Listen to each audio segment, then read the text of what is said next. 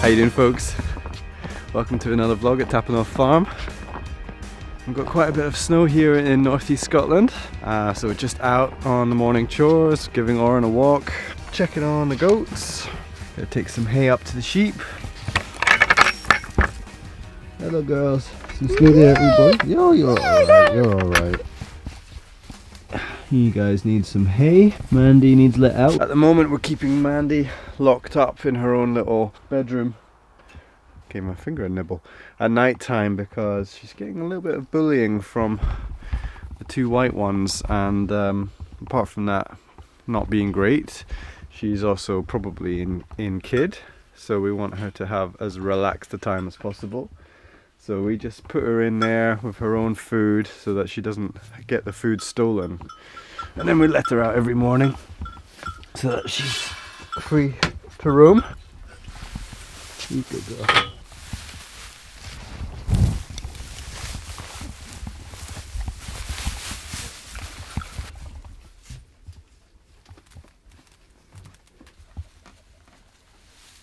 Get you some fresh water.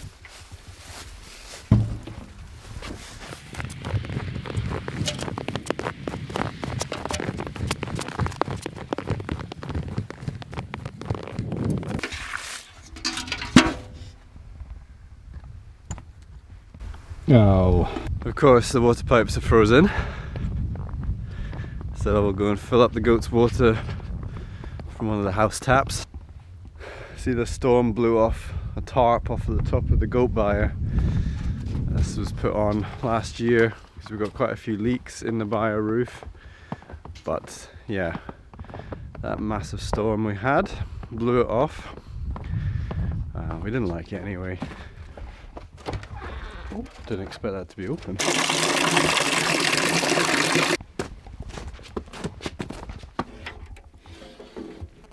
you go. You just chilling in there. Hey, you pregnant? Okay. Alright, Aaron, we're going to see the sheep. He knows what's next. Go and see the sheep. So I'll just grab this last bit of hay. We're going through quite a bit of hay at the moment. Uh-oh. No. Alright, girls. You want to go out, do you? Yeah, we're going through quite a lot of hay at the moment due to the goats being indoors quite a bit with this weather, because they're not really a fan of snow. This morning, because I'm in a bit of a rush to get back in and have my breakfast, I'm just going to put the hay here for them to enjoy. But on the whole, I've been spreading it around in the north field. This hay is full of clover. We're spreading it around, letting the girls graze it around the field with the hope that the hay might contain some seeds from those flowers and grasses, and that can hopefully reseed the north field to make it a bit more diverse and better grazing for the years to come. Bit of a sad though every time I go up to the sheep, because we've pretty much made the decision to sell the sheep. I know that might come as a bit of a shock to some of you who are passionate sheep people, but I think we've decided we're not really passionate sheep people. I don't think I ever was, but we certainly wanted to see what it was like keeping sheep. For us, they're not really the species of animal that we want to work with right now. Even with the hardy native breeds like the Shetlands, I feel there's still a little bit too much maintenance, especially with the maintenance of the goats and the geese.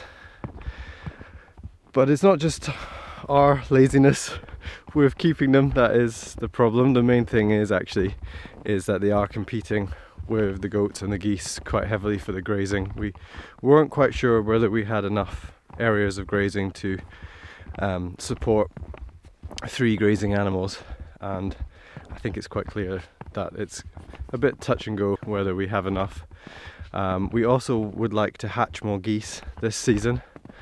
So again, yeah, that will just reduce the grazing for everyone to share, and to be honest, we get a lot more value keeping the geese than we do the sheep.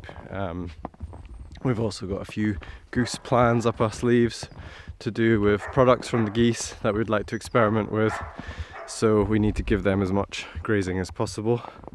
And of course the goats come with all their own grazing needs, plus the routine of cutting their hooves and kidding and everything. So yeah, we've just decided, although we love we do love aspects of keeping the sheep, especially the good nature of Christina, the brown sheep. We've decided that they would be better joining a larger flock as well. It's been quite hard just keeping 3 sheep. They don't really have that flock mentality at that number.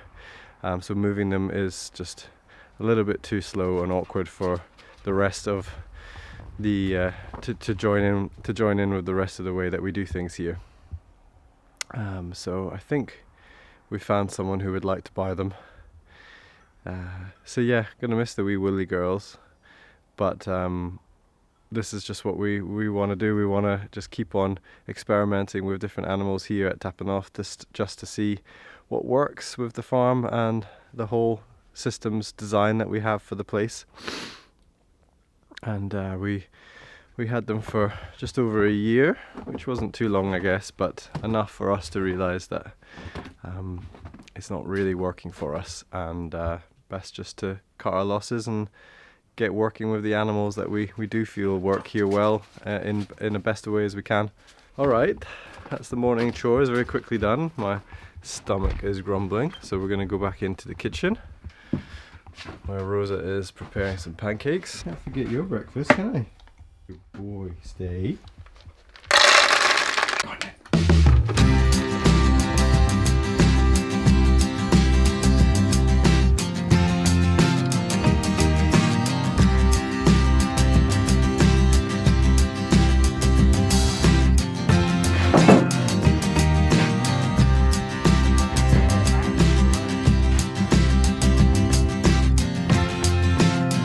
Rosa wearing those ear defenders, I can safely say, just to let you guys in on what's happening here, that we're in full-blown nesting mode now. Can you hear me? Yeah. Just pretending not to. We are. Yeah. So we are in nesting mode, it's true. We've wanted to do this for ages. It does seem, yeah, we've only got about 3 months left. Oh yeah, that's the thing. Just to bring you guys up to speed, if you've just joined our channel, Rosa is 6 months pregnant, expecting our first child together. Getting increasingly round. So we've got 3 months before our planned home birth. Mm-hmm. And we've decided we're gonna just start ripping apart the kitchen and making a new one. Yes. No time like the present. Although yeah, no, we've been hoping to do this for ages. We've always wanted to bring the cooking area into this room. Yeah, let me show you. Yeah. Let me show you what we're talking about. It's changed a lot, and we haven't captured all of this on camera because we don't always think about filming what we're doing to the inside of the house. We're, on the whole, this vlog is about what we're doing to the land and how we're running a small farm. We also don't, we do spend time inside, mainly kind of eating or doing computer work, but we've not really focused much on house, renovation or housework. Well, I guess it's not our forte either. No. We're self-confessed not very good DIYers. Most of our knowledge and our time and expertise go out on the land. So we are starting to do a bit of work here though. It's a good time of year for it because although there are plenty of jobs to do outside, the weather is still pretty unpredictable at this time of year, and a lot of things we can't do outside when there's snow on the ground, for example. So for us to just put that time in now to kind of preparing the home or nesting, it seems great. And normally we would be doing a lot more CSA prep work now if we were running the market garden as usual. And talking of that, also, this is what Rosa is sitting doing. She's writing an email to our past year's CSA subscribers to let them know that we won't be running the veg box this year. And that's something I'm not sure we've really alluded to that much in the last few vlogs, but with the baby coming and some of our focus going to different enterprises that we want to set up here, we've decided to take a year off of growing veg for our CSA. Yeah, Yeah, I mean, the baby is due start of May, which really is the busiest time if we want to run the market garden as a veg box scheme. Might just keep these.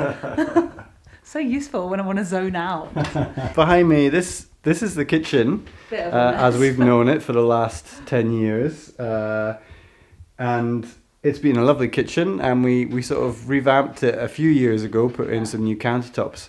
But the plan is that we want to have this as our larder, and then this as our kitchen. So we feel this was probably the original kitchen of the cottage. It's a very old cottage. It was built in 1886, I think. And we have a feeling that this will have been the main kitchen space, and that will have been classed as a sort of scullery, larder, utility room. That door, which goes out now into an extension, will have been the original back door. Yeah, over the years of living here, we have hardly done anything to this place. But we've decided now to just make it into the kitchen that both Rosa and I really want. Growing food, preserving food, you need a really good dedicated space. And the kitchen space in there, you always found it a bit dark because it's north facing. There's not much natural light going in there. Yeah, so it actually is like a larder anyway. It's dark, it's obviously next to the kitchen. And for us, food storage, it may seem excessive because we also have food stored in a room. We have a cold room just over there. But the more that you grow and produce your own food and preserve that in different ways, you need a lot of space to store it. And it makes sense to store as much as possible when you live in a place where half the year you're not really growing very much food. So you really need to put away half a year's worth of food for a whole family. It's not just the storage of the foods and the ingredients, etc. It's the equipment that we use, whether that's beer brewing equipment or dehydrators or different kitchen appliances or whatever. Big pots. Yeah, big pans and pots. We kind of live in this room anyway. We do have another kind of living room, but this space, when we've got the fire on, that's our only source of heating in this room. We always end up here anyway, so we thought, why don't we make this into the big family kitchen that it probably once was? So we've got a few things planned. We've just discovered this yellow wall here, this wooden wall. We've taken down all this blue paneling, which we've still got on one half of the room. The blue boards wasn't really the kind of alignment of the boards that we were after for our kitchen, and funnily enough, this very old boards was underneath with this lovely sunshine yellow. What else are we going to be doing? We're going to be probably pulling up the floor. Well, it's all happened a bit, we haven't really, we didn't plan all these things. They just all happened as we started to pull one thing off. We thought, what's that behind there? And then you pull more off, and then you see the floor, and then you think, that looks really nice. We've always known there's a stone floor underneath the wooden boards. And these wooden boards, they're all a bit warped and cracked, and we've had to kind of cut away bits. Knowing that we've got this potentially lovely slate floor underneath this wooden floor, I don't think we could live here without ever really trying it. And most people's views, and it's probably yours too, is that it's going to be very cold having a stone floor. And yes, it might be, but it's already quite cold, to be honest. And we're going to be we've bought ourselves a really lovely wood-fired oven, which is going to be arriving in about a month's time. That's going to be our main source of cooking here in the kitchen. It's going to be replacing this old Morso Dove, which has been fantastic. It was here in the house when I moved in. It's given me 10 years of warmth and companionship. We're going to keep it and put it somewhere else, but we're going to replace it with a really lovely wood-fired oven so that we can cook here in this new kitchen. I'll get onto the kitchen part in a minute. Back to the floor. So we just can't, I don't think we could live here without pulling up this floor and seeing, and hopefully the flagstone or the slate floor is going to be in good condition under here. If you're all screaming at us not to do it, well, I can understand that. We just got to scratch that itch and pick that spot to see what's under there. We've removed a huge amount of the blue coloured paneling from in front of this wall. We exposed a lot of water pipes from an old back boiler system that was here. And the idea being is that we're going to be fitting a kitchen into this space. So it's going to be an L-shape preparation area, including a sink. Kind of an extension of the workspace that we've got in there. just enough to be able to prep for kind of direct cooking. But when we're doing things like preserving large batches of a glut of something that we've got in from the garden, or cheese making, or anything that requires potentially lots of space, we can utilise the whole area, because you just do need a lot of space to do these things, and it will just make everything a lot more efficient. You know, we're trying to bring a kind of permaculture mind into the house here a little bit, and we just want things to work as well as possible, because you know, you spend a lot of time producing food. You want to be able to process it as well as, and store it as well as possible, and cook it. So lots of plans. We're very excited. We might have slightly given ourselves a bit too many jobs to do in the next few weeks. We know our limits with our skills for building, and luckily we've got a lot of skilled neighbours and friends in the area who can offer their services to help us out doing this. So I think it's time to start having a look at what's underneath the floor. Oh, you're gonna prise it out. Yeah. See. Oh, we need a torch. Right. I'll lift it up and you shine, okay? Ready? Yeah, cool. Oh, that's nice. Nice. So nice.